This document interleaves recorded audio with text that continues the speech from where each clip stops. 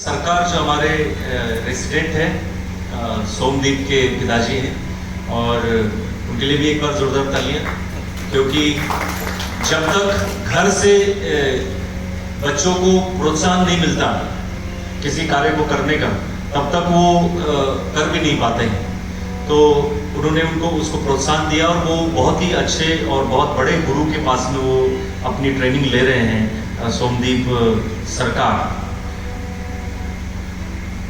सोमदीप सरकार जो है वो एक बहुत ही वेल नोन ऐसे इंडियन वॉयलिनिस्ट हैं जिनका नाम पर साथ साथ काम करते रहे।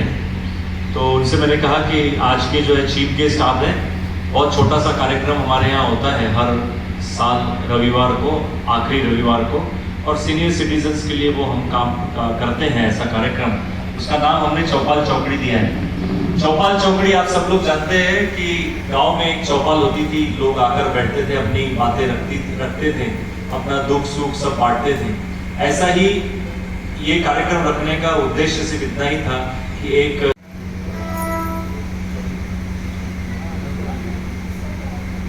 कर रहे हैं। और ये स्टेज जो आज सोमदीप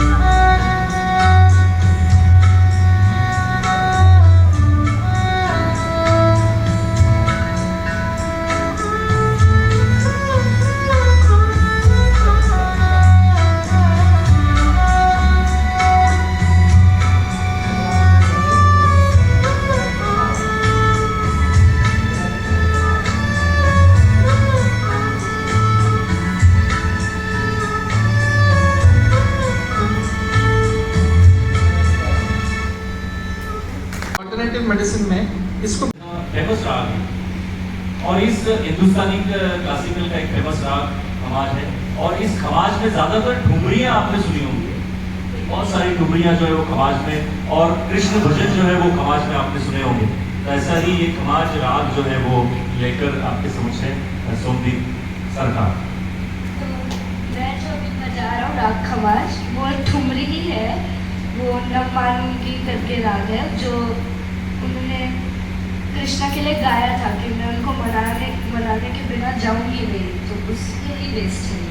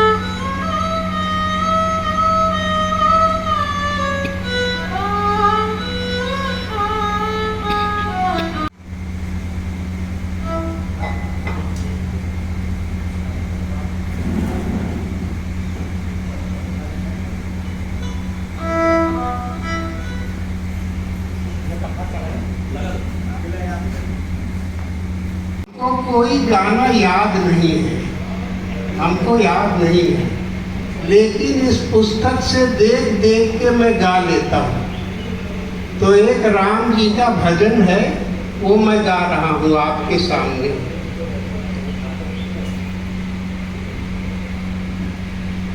मैं राम नाम गुण गाऊं, मैं राम नाम गुण गाऊं, मैं राम नाम गुण गाऊं, मैं राम नाम गुण गाऊं, तेरा सहारा लेकर भगवान और सागर तर जाऊं। मैं राम नाम गुण गाऊं, मैं राम नाम गुण गाऊं, तेरा सहारा लेकर भगवान और सागर तर जाऊं। विपदा के मारों का तू है जन्म जन्म का साथी, विपदा के मारों का तू है जन्म जन्म का साथी, तेरे ही नाम से रोशन दुनिया की अंधियारी बाती। मन मंदिर में निस दिन भगवान प्रेम की जोत जगाऊं, मन मंदिर में निस दिन भगवान प्रेम की जोत जगाऊं। मैं राम नाम गुण गाऊं, मैं राम नाम गुण गाऊं, मैं राम नाम गुण गाऊं, मैं राम नाम गुण गाऊं, तेरा सहारा लेकर भगवान और सागर तर जाऊं। और फिर अगली लाइन सुनिए जरा, बड़ी अच्छी है।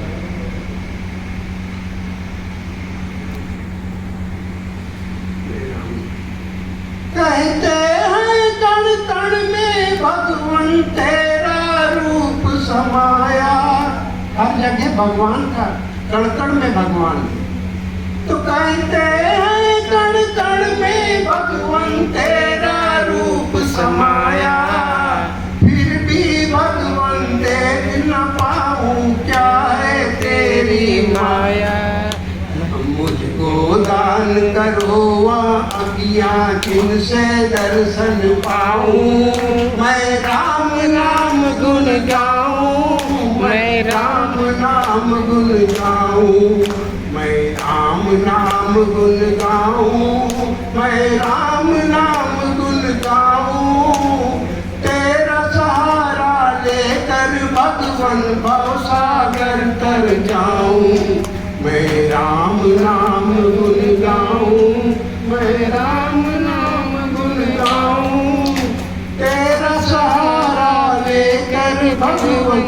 भव सागर तर जाऊं।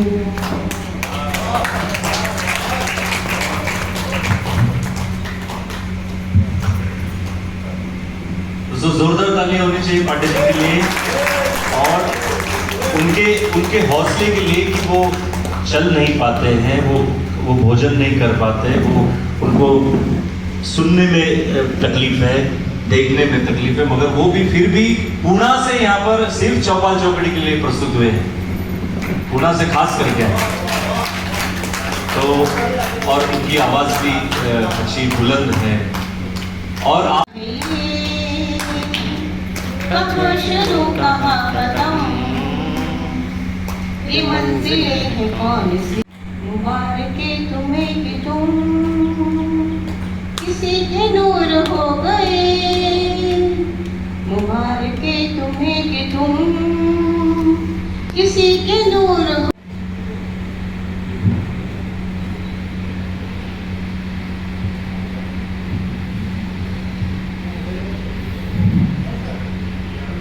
Hello hello hello. नहीं सबके पीछे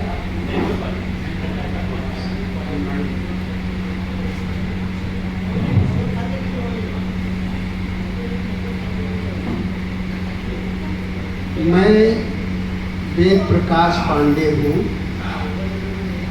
मैं अपना लड़का यहाँ रहता है, उसी के पास आता रहता हूँ।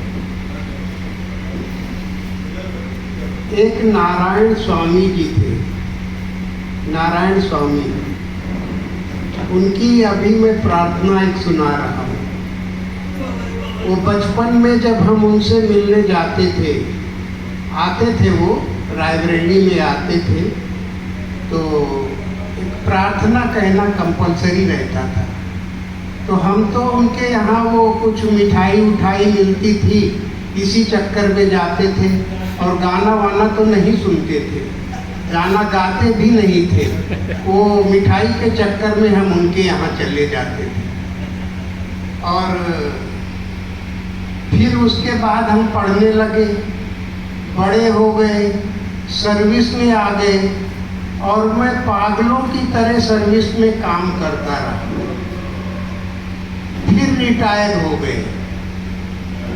रिटायर के बाद फिर पुरानी यादें आने लगी।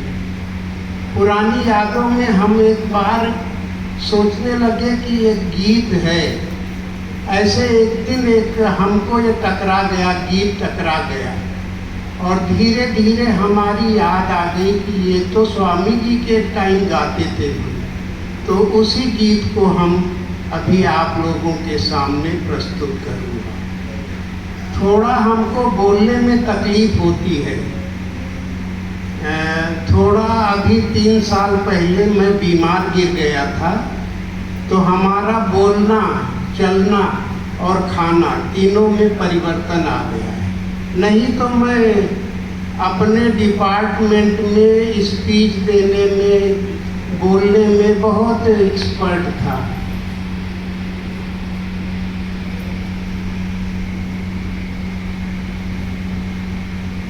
अब सौंप दिया इस जीवन का सब भार तुम्हारे हाथों में। अब सौंप दिया इस जीवन का सब भार तुम्हारे हाथों में है। जीत तुम्हारे तुम्हारे हाथों में। अब सौंप दिया इस जीवन का सब भार तुम्हारे हाथों में। मेरा निश्चय है कि यही, मेरा निश्चय है एक यही, एक बार तुम्हें मैं पा जाऊं, अर्पण कर दूं जीवन भर का, अर्पण कर दूं जीवन तुम्हारे हाथों में अब सौंप दिया इस जीवन का सब बार तुम्हारे हाथों में।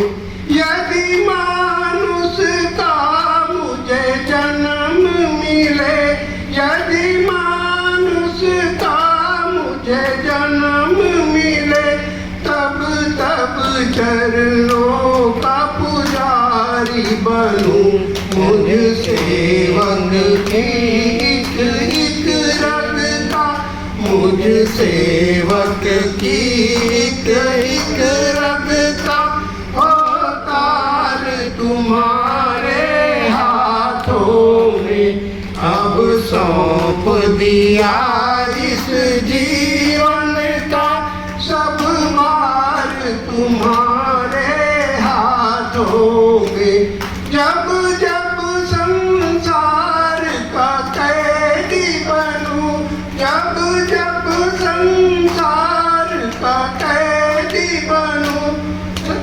निष्काम भाव से कर्म करूं, फिर अंत समय में प्राण तजूं, फिर अंत समय में प्राण तजूं।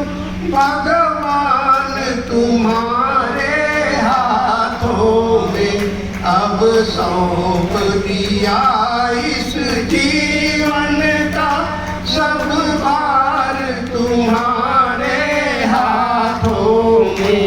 अभी अगली लाइन सुनिए, हमको बहुत अच्छी लगती है ये। मुझ में तुम में है भेद यही, मुझ में तुम में है भेद यही, मैं नर हूँ तुम नारायण हो, मैं नर हूँ तुम नारायण हो। मैं हूँ संसार के हाथों में, मैं हूँ संसार के हाथों में, संसार तुम्हारे हाथों में अब सौंप दिया इस जीवन का सब भार तुम्हारे हाथों में। अब कार हमारे हाथों में, अब कार हमारे हाथों में, उपकार तुम्हारे हाथों में। उद्धार पतन अब मेरा हो, उद्धार पतन अब मेरा हो, भगवान तुम्हारे हाथों में अब सौंप दिया इस जीवन का सब भार तुम्हारे हाथों में।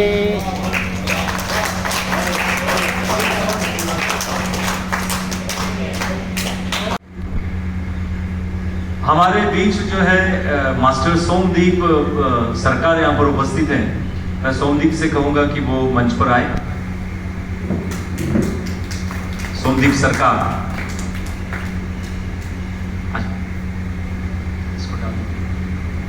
मुबारक तुम्हें कि तुम किसी के नूर हो गए, मुबारक तुम्हें कि तुम किसी के नूर हो गए। कहाँ शुरू कहाँ खत्म, ये मंजिलें हैं कौन सी। मैं खासकर दुबे जी का आभारी हूँ जो हम सीनियर सिटीजन भाइयों के लिए एक चौकाट चौकी की व्यवस्था की और आरंभ किया पिछले महीने से। और इसमें जो मुख्य बातें इन्होंने रखी हैं वो हम लोगों के स्वास्थ्य को ध्यान में रखते हुए इनका विचार है कि जो भी यहाँ वरीय नागरिकगण हैं उनके स्वास्थ्य को कैसे हम बेहतर बनाएं वो कैसे खुश रहें और दीर्घजीवी हुए यह उनकी प्रॉब्लम्स वो फेस करते हैं। जैसे जैसे उनकी आयु बढ़ती है तो वैसे वैसे उनको कैसे उन्होंने रहना चाहिए, क्या क्या करना चाहिए, और होम्योपैथी में ऐसे जो लिस्ट है रोगों की, उनकी क्या क्या दवाइयां हैं, और वो हमारे इस चौपाल चौकड़ी के लिए और इस सीनियर सिटीजन्स के लिए, क्योंकि वो रहते हैं हीरानंदानी में, तो वो हमारे लिए क्या सेवा दे पाएंगे, और हमारे इन सारे बुजुर्गों के लिए जब भी उनको जरूरत पड़े वो कैसे हमारे लिए दौड़कर आ पाएंगे, ऐसे कुछ शब्दों में अपनी बात रखें। तो मैं आमंत्रित करता हूं श्री डॉक्टर मुफासिल टिंगरकर को। उसकी जरूरत नहीं। चलना, मैं थोड़ा चलना पसंद करता हूँ। नहीं कोई चीज़। Thank you very much. सबसे बड़ी मुश्किल तो ये है कि मदन भाई के सामने बात करनी, तो क्योंकि ये इतने अच्छे वक्ता हैं तो बहुत डिफिकल्ट होता है। दूसरा प्रॉब्लम ये है कि मुझे हिंदी में बात करनी है, क्योंकि सारी उम्र और सारा एजुकेशन और सब कुछ इंग्लिश में होने की वजह से, इनफैक्ट नहीं कोई बात नहीं, मैं एक्चुअली प्रैक्टिस कर रहा हूँ कि मैं ज़्यादा से ज़्यादा हिंदी और मराठी में बात करूँ, क्योंकि महाराष्ट्र हूँ तो मराठी में भी बात करना पड़ता है, क्योंकि काफ़ी सारे लोगों को एड्रेस करना पड़ता है, क्योंकि आप हाई फाई इंग्लिश में बात करोगे तो आधी चीज़ तो समझ में नहीं आती है। और एक बहुत इम्पॉर्टेंट चीज़ जो हम मेडिकल फ्रेटर्निटी ने की है कि उसको बहुत ज़्यादा कॉम्प्लिकेटेड कर दिया है। बड़े बड़े वर्ड्स यूज़ करेंगे, बड़े बड़े जार्गन्स यूज़ करेंगे, उससे सामने वाला तो आदत छुपी हो जाता है। ठीक है, एक तो एक मेडिकल प्रैक्टिस है कि 10 मिनट से ज़्यादा दो मत, क्योंकि 10 मिनट में वो बोलते हैं ना कि थोड़ा सा मैं कैंडिड भाषा यूज़ करूँगा, वो नंगा नहाएगा क्या निचोड़ेगा क्या, तो वो वाली बात है। तो 5 मिनट में ख़त्म कर दो तो आधी बात। आप ट्रेन में भी सफ़र कर रहे हो यहाँ से बीटी, आप 1 घंटे में किसी से को पहचान नहीं सकते हो, आपकी पहचान होते होते भी आधा घंटा लग जाता है, और आप डॉक्टर्स के पास जाओ तो 5-10 मिनट में आपको निपटा देते। तो क्या समझते हैं? तो आई थिंक हेल्थ, मदन भाई ने ऐसा टॉपिक दिया है कि मैं घंटों बात कर सकता हूँ उसके ऊपर, क्योंकि मैंने अपनी 24 साल अब हो चुके, मुझे 25 साल होंगे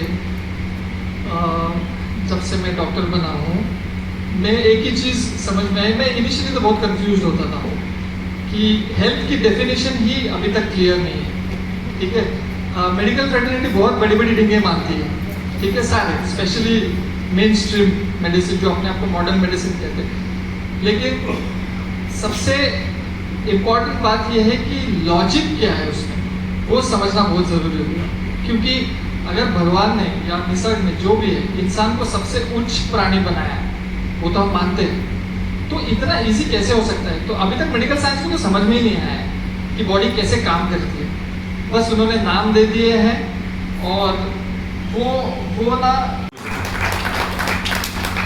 दोस्तों, आज आपने जो डॉक्टर मुफासिल को सुना, हमने एलोपैथी के भी डॉक्टर्स को बुलाया, हमने होम्योपैथी के भी डॉक्टर्स को बुलाया, अगली बार हम आयुर्वेद के BA MS डॉक्टर MD उनको बुलाने वाले हैं कि आयुर्वेदा में कैसे उसका डेवलपमेंट हुआ, और उसमें भी किस तरह से सुश्रुत ने जो यूज़ किए थे, महर्षि सुश्रुत ने कुछ ऐसे इक्विपमेंट्स बनाए थे ऑपरेशन करने के लिए। आयुर्वेदा में भी शल्य होता था, मतलब कि सर्जरी होती थी, तो वो उसके कम से कम 28 ऐसे इंस्ट्रूमेंट्स हैं कि आज हजारों सालों के बाद में भी, सुश्रुत जाने के बाद में भी, कोई मेडिसिन का माई का लाल उस इंस्ट्रूमेंट को बदल नहीं पाया।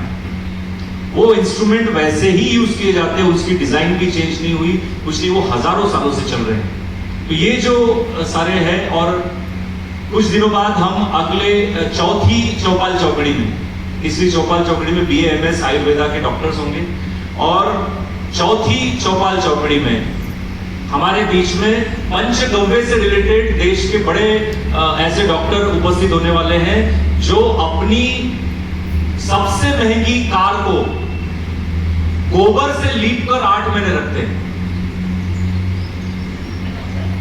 गोबर से लीप कर, और वो पूरे देश में घूमते हैं। कैंसर के लिए बहुत बड़ा काम उन्होंने किया है, टाटा मेमोरियल में वो थे। तो वो चौथी चौपाल चौकड़ी में पंचगव्य के डॉक्टर हमारे बीच में उपस्थित रहने वाले। ऐसे ही बहुत सारे डॉक्टरों को हम हर चौपाल चौकड़ी में बुलाने वाले हैं। एक 5वीं चौपाल चौकड़ी में हमारे बीच में ऐसे डॉक्टर उपस्थित रहने वाले हैं जो एक बहुत बड़े पेपर के संपादक हैं, मगर उन्होंने जो आप छोटे छोटे इंस्ट्रूमेंट बजाते हैं, जैसे मंजीरा बजाते हैं, चिपड़ी बजाते हैं, मराकस बजाते हैं, मोरपंख है, और ऐसे छोटे छोटे जो म्यूजिकल इंस्ट्रूमेंट है पत्थर के बने हुए, उन सब से एक थेरेपी इन्वेंट की है जिनसे वो चिकित्सा करते हैं, उनके वाइब्रेशन से चिकित्सा करते हैं। सूफी सॉन्ग में, सूफी गीतों में जो छोटे छोटे